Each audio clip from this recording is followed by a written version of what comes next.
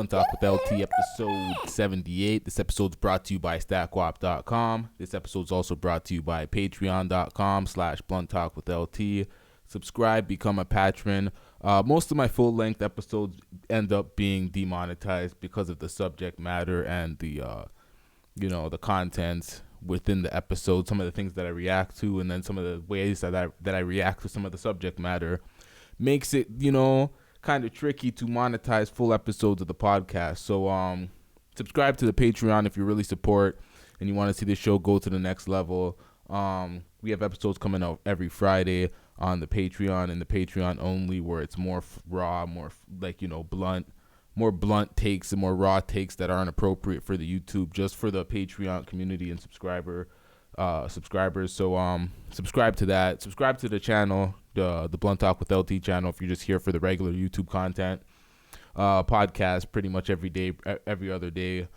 We have guests coming soon. We're gonna spice up the show in a lot of different ways in the upcoming future. So yeah, stay tuned for that. At the end of the day, you always have to own your own thing and put your stock into your own brand. That goes for whatever you're doing in life, artistically, entertainment-wise. So, there's always going to be more things put into the podcast, more different segments, reincorporated, freestyle reactions, all that shit. Not just the plain conversational podcast that you're used to. All right, what are we talking about first? I haven't spoken about April Jones on my podcast for a long time, but once again, she's popping up in the media for some comments that she's made. So pretty much, let me pull up the comments so I can get real specific with it. What did April Jones say now? In her defense, I haven't heard this straight out of her mouth. This is in print, and a lot of media outlets are running with this. She says that she will always be single even when she's in a relationship. And then people instantly went to drag her through the timeline, the Twitter timeline, social media, continued dragging her. And she's just like a punchline for, thoughts nowadays. It's like, for me, I'm going to give her the pass on this one because I haven't heard it out of her mouth. I haven't heard what context she was saying it in. She's been dragged through the mud recently for a lot of things, a lot of her own doing at the end of the day. But for this one, it's in print. I don't like reacting to too much things in print without actually getting a visual or the audio behind it to actually verify that these words weren't taken out of context, or these little tweets or these little quotes that are in headlines aren't taken too far out of context. So I'm gonna chill on that one for now. But yeah, that's all I gotta say about that.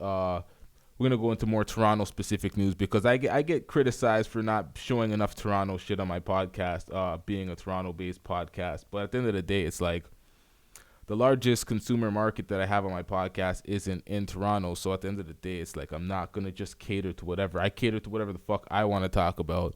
And that's what the podcast is. It's me reacting to things that are out there that I want to talk about. So sometimes I don't want to talk about some shit that's local because it's not interesting enough to me, or I don't feel like it's interesting enough to my base. So that's just what it is at the end of the day. But we're going to react to this. We're going to play this right here. Where's this video? Too much videos to cycle through. What do we got here? Shit. Bear with me real quick. Where's the goddamn video? Fails. L's.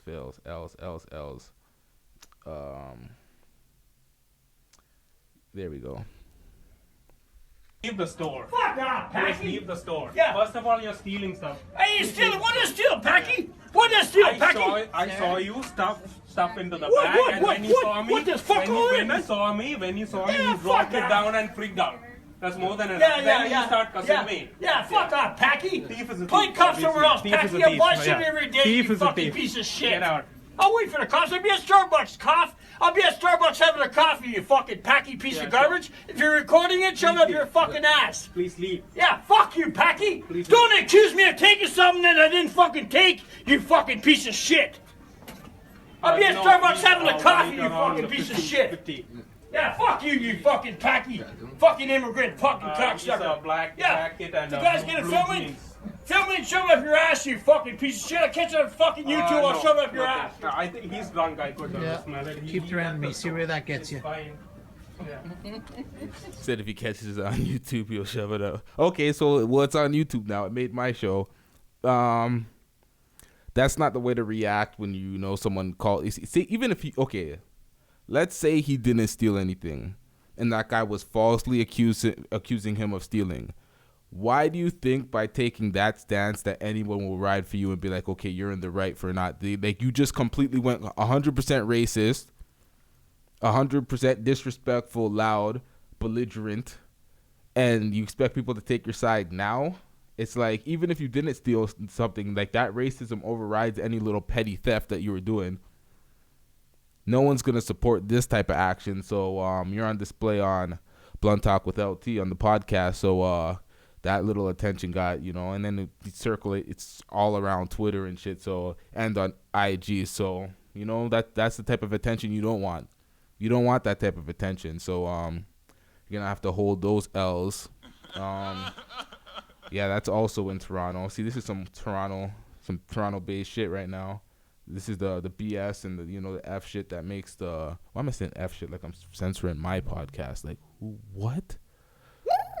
All that fuck shit, you know what I mean? So it's like, yikes. I don't want to turn my podcast back into a podcast world star, but at the end of the day, it is what it is. If it is what it is. What else do we got here? Okay, so Young M.A. recently made comments about the state of R&B, saying R&B is not what it used to be, and it's all hip-hop now, and hip-hop's taking over, and X, Y, and Z. And from that perspective, I'm like, whoa. Like, nowadays, it really shows what type of bubble people can be in if you're in your own bubble.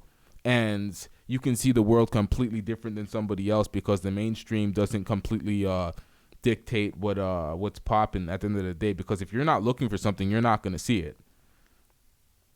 For me, I always felt like R&B was in a great place, especially currently. Like right now, I felt like R&B's in a great place, or I feel like R&B's in a great place because my playlist it slaps. So at the end of the day, it's like I have, like, for me, I see a lot of R&B artists putting in work and doing their thing. So I would not say something like that. Further on the rap end, I feel like there's not enough active lyricists, but that's just me not being able to search and find the people that are really killing right now and actively listening to them. So if someone has those type of perspective, it's because they're in a certain bubble. In this day and age, in 2020, rap is at its best, and R&B is at its best, and music's at its best. You just got to know where to find it because there's so much out there. It's like you wouldn't think it's at its best because what's promoted in the mainstream, in the forefront, what you might hear at the club or on the radio or whatever. But if you're doing your own independent searching and you're trying to put together music right now, like this is one of the best times to actually listen to music. When you really all put it together and there's just an abundance of music and just waves and waves coming out every month and new artists popping up. It's just an abundance. I would not say R&B is in a bad place. I wouldn't say hip-hop's in a bad place. I would say that if they're in a bad place, then you have to, get a new base of artists that you listen to, or, do something with your search engine or something. I don't know. Something's not right on your end. That's just the way I feel when it comes to, music right now. All right, what else do we got here? Okay, so LeVar Ball has been on the media run recently. He's been on Fox Sports 1. He's been on Skip and Shannon. He's been on Colin Cowherd show. And he was speaking about the Ball brand. And I feel like LeVar Ball, his promotional skills, his maneuvering of what he does, his placement of... So he says some wild statements sometimes, but at the end of the day, it's like his marketing and his positioning really does helps facilitate some of the things that people want to act like it's a negative. Like, the number one prospect right now for the next season, the number one draft pick prospect right now is pretty much LaMelo Ball. And that's not just off of the skill. It's off of all the marketing and promotion and buzz and just The random fan knows who LaMelo Ball is. They don't know who the best player in NCAA basketball is currently. The NCAA doesn't do promotion and marketing of players well, unless your talent is phenomenal and it stands above, and you're one of those guys that were scouted from the AAU like scene, and you go up like. Nowadays, it's like if you don't have your individual promotion, you're not going to be recognized in the NCAA like that. So LaMelo Ball went to Australia. People thought that LeVar Ball, like, what are you doing? This is not the best move. He went to Australia and played ball, and all of a sudden his draft stock's at the highest it could possibly be, just off of improving his game, because LaMelo Ball definitely worth a number one spot right now, in my opinion. And then, the clout, the fame, the promotion, the marketing of LeVar Ball, just being a great marketer.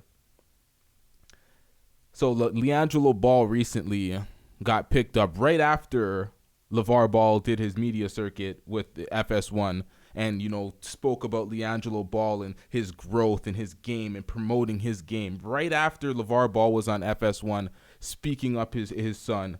People always want to act like that's a negative when LeVar Ball does that. Literally right after that happened, LiAngelo Ball was picked up and signed by the OKC Thunder Blue G League team. He was already a practice player with the squad, but they actually picked him up and signed him literally an hour after that interview. So it's like, is it a bad thing all the time when LeVar is being seen and LeVar is making all these bold statements? The only thing that I didn't like that LeVar did throughout this whole thing, because really and truly, when you look at it now, when everything's played out and everybody had their own opinions, Lonzo is on the Pelicans in the NBA playing well, playing much better than he's ever played before, finding his stride. LaMelo Ball is, pretty much a number one draft prospect. LiAngelo Ball is finally signed to a G League team, so he's working his way into the NBA while he's developing, because he's still young, he's getting stronger, he's getting better. At the end of the day, his vision could come true. He could have all three Ball brothers in the NBA. The Big Baller brand is a different story. It's not quite as successful as the Ball brothers, like the brand itself, the clothing brand, and the whole. But it's not as well. They have the reality show. That's still good for them. But that's just more of a.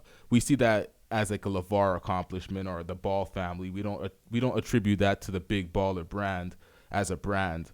The only thing that I can criticize LeVar for, and it's not, I don't even know if it would be a fair criticism at this point, is for the whole Alan Foster situation, because we don't know exactly what happened in that situation, and they completely destroyed his character in the media. And I don't feel like that's fair until all the facts come out, because he seemed like he had some pretty solid business facts on his side. So I feel like there was a little bit of confusion, a little bit of misunderstanding the business when it came to those two. But I feel like they dragged his name through the dirt without any evidence. So like that's why I'm not going to go in on Alan Foster anymore. I'm clearly a Big Baller. I'm a Big Baller brand supporter. I'm a LeVar Ball supporter. All Ball family. I support all those guys. Even when I'm speaking objectively, sometimes people think I'm coming at them or I'm being negative. Like no, I could see objectively while being a fan. Still a supporter of those guys, but I'm not going to drag Alan Foster's name through the mud anymore. We ain't on that. I feel like we got to wait until the smoke settles, and then we could see, and then we could clearly say what happened and what didn't happen. But for the most part, because when he came on with his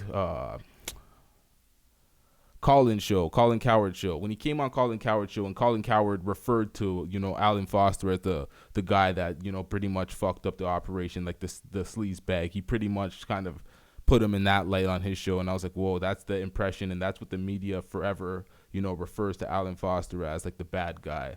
And I'm like, that's not fair yet. It could have just been, bad business management or just, errors in the business. So we don't know yet. So that'll all come out soon. But, what else do we got here? The T Grizzly Eminem beef. I have a lot still on the table. T Grizzly Eminem. I feel like T Grizzly shouldn't have dissed Eminem randomly. But that whole Royce explanation, I could see where T Grizzly was coming from. Like, it could have been, you're looking out, you could be the big homie. I understand Royce's perspective, but I feel like that's not really up for Royce to determine. But Royce, as an OG in the game, he could do what the fuck he wants to do. And that's not, I don't know. For me, it's very hard for me to pick a perspective on the situation. I just feel like if you dissed him because he didn't do a record with you, that this kind of looks cap because you would do a record with him if you want. So it's kind of like, I don't know. I don't know how I feel about that situation. Shit. I had a perspective on the situation before. That's why I brought it to the podcast, did I not? At the end of the day, I feel like Eminem should have done the record with him. That was my point. I feel like Royce should have never spoke him out of it, because if you were big enough for Eminem and Royce and these guys to know who you are and acknowledge you, and, you know, LeBron's playing your songs and shit, that I feel like you couldn't take credit for his success at that point, and Eminem should have did the song with him, and Royce probably shouldn't have blocked that song. Yeah, that's the perspective I was thinking about before I brought this to the podcast. That's yeah. That's exactly what I feel like Royce made the wrong decision there, but at the end of the day, it's his decision. So this is just my opinion on his decision. It is what it is. What else do we got here? Okay, before I get out of here, we got Cassidy. Finally, we're gonna react to Cassidy's beat. So I feel like people are rough on artists that become producers, or they try to make their own beats. Royce the 5'9" recently produced majority of his album. I think all of his album. People giving him a lot of credit for that, because Royce the 5'9's a phenomenal artist, phenomenal rapper, top lyricist. So for him to start making beats out of nowhere and, you know, have them on that level, people definitely commend him. There's a lot of artists that people forget make beats, though. Like, they forget that J. Cole... Wait... See, I might be making stuff up. Does J. Cole? Yeah, J. Cole made beats. What am I talking about? See, Hopsin and these guys made beats. Eminem has been making beats for years. He doesn't get those type of producer credits because he's made some of his biggest records. He made the beats. I don't feel like Eminem gets nearly enough producer credit. A lot of artists don't get their producer credit, and then people like me forget if they actually produce the shit. So that's probably why. But let's react to these Cassidy beats. Cassidy seems like he's enjoying his beats, so let's listen to these.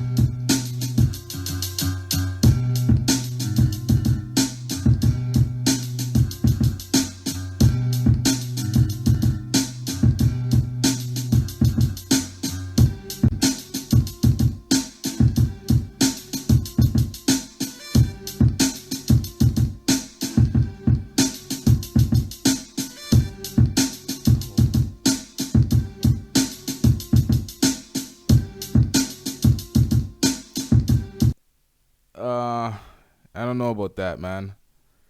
I don't know if I'm feeling that, Cass. I don't know. I can see why people were kind of, you know, going on his beats, because I don't know about that one. That wasn't it still. That wasn't. Well, at the end of the day, you're not gonna be where you want to be initially when you start. You're gonna, you know, take a little time to work your way into where you want to be as a producer. So I'm not gonna completely go in on him for that, but I don't know. That's a little underwhelming. A little kind of sounded like this to me.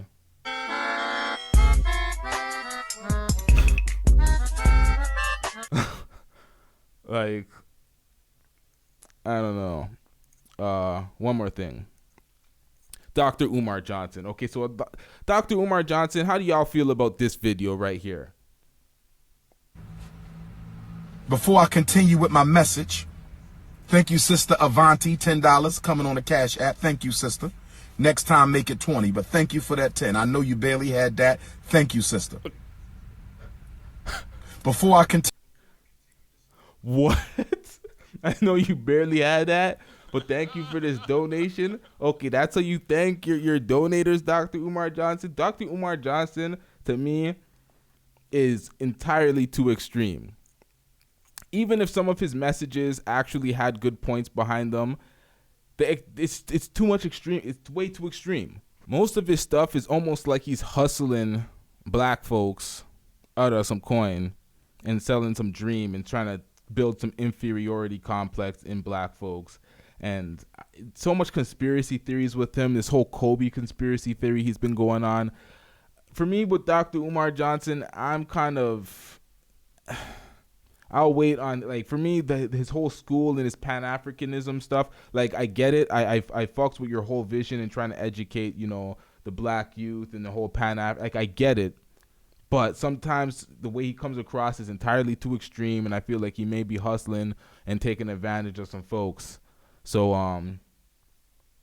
yeah, that's just how I feel about Dr. Umar Johnson, and some of his recent rhetoric and actions have been a little wild. So I'm gonna take a step back from that and just continue to, you know, watch and see what he does from a distance. But to be a supporter of Dr. Umar Johnson, I'm not gonna be giving donations like that the same way these people are, because you're gonna get clowned after, and you know he's gonna tell me I can barely afford it, which he's perhaps right. So let's get out of here. Blunt Talk with LT, episode 78. Stackwap.com. Make sure you guys like, subscribe, share the podcast, share the clips y'all like.